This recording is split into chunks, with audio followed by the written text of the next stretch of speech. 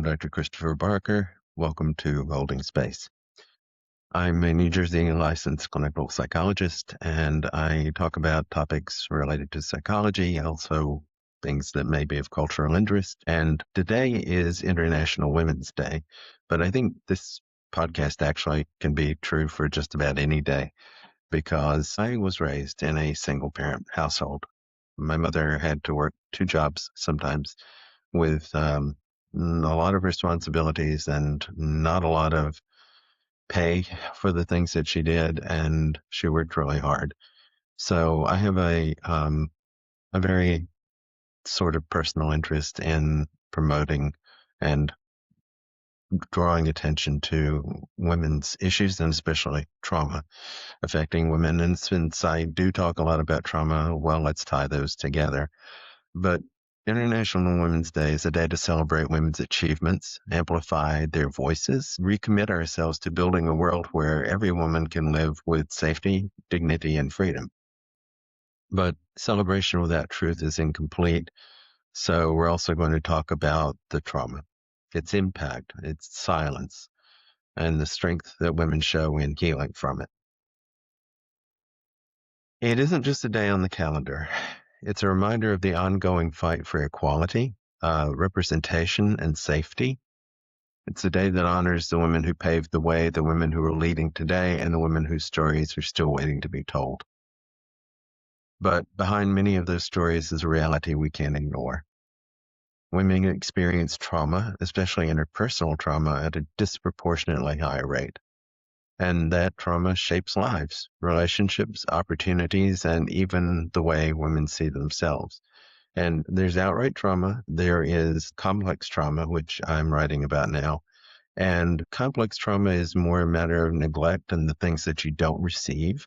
And I think that that is going to tie in really well with when we talk about the trauma that women experience, because if you do not ever get the message that you're safe, if you do not ever get the message that you're acceptable. I was talking to a woman from India yesterday, and she was telling me that it's a very different life there than what she's experiencing here, that cultural norms are part of it. And cultural norms are something that we definitely have to contend with and be aware of.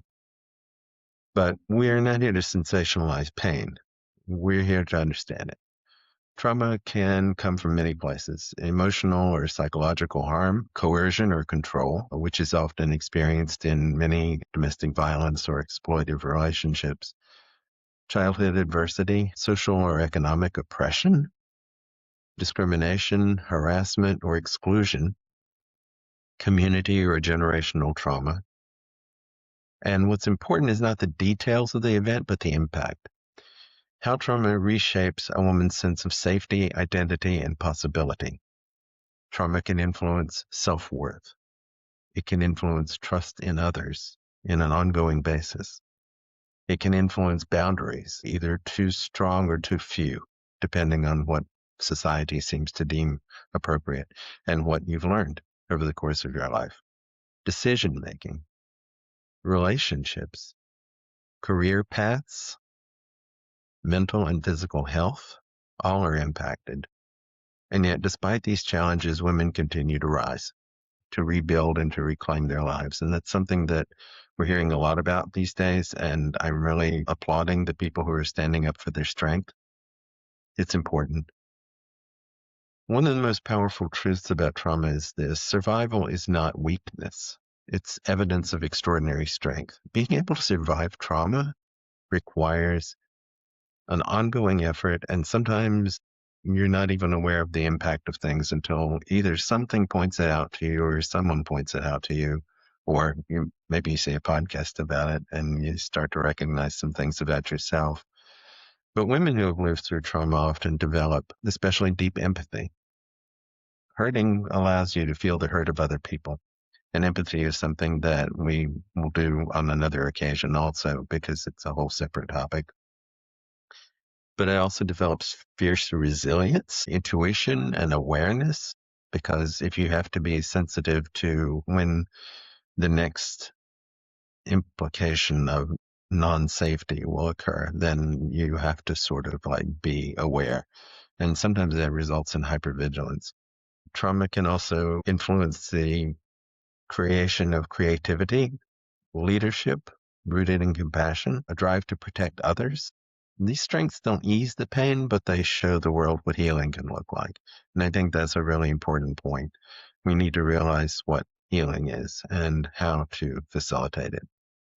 Even today, women feel pressure to stay silent about their experiences. Silence can come from fear, shame, cultural expectations, or simply not wanting to burden other people. But silence doesn't mean that trauma isn't there. And it doesn't mean women aren't carrying it every day, at work, at home, in relationships, and in their communities.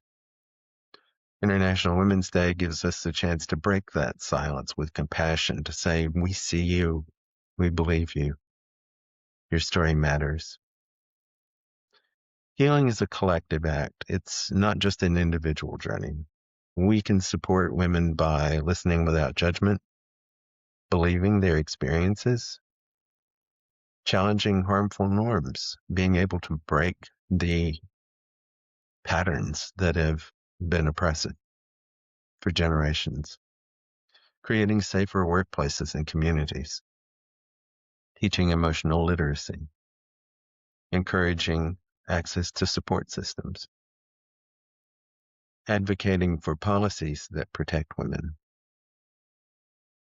Every act of support, whether it's big or small, helps create a world where trauma is not a life sentence, but a chapter that can be healed.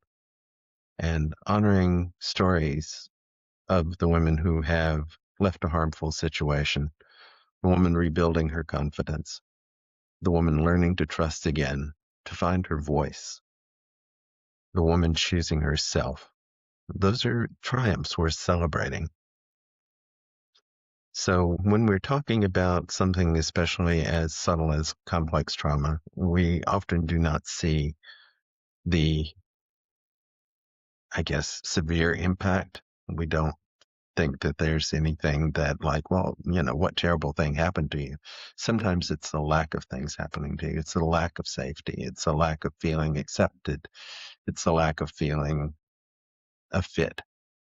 And that's subtle, but it's communicated directly sometimes too.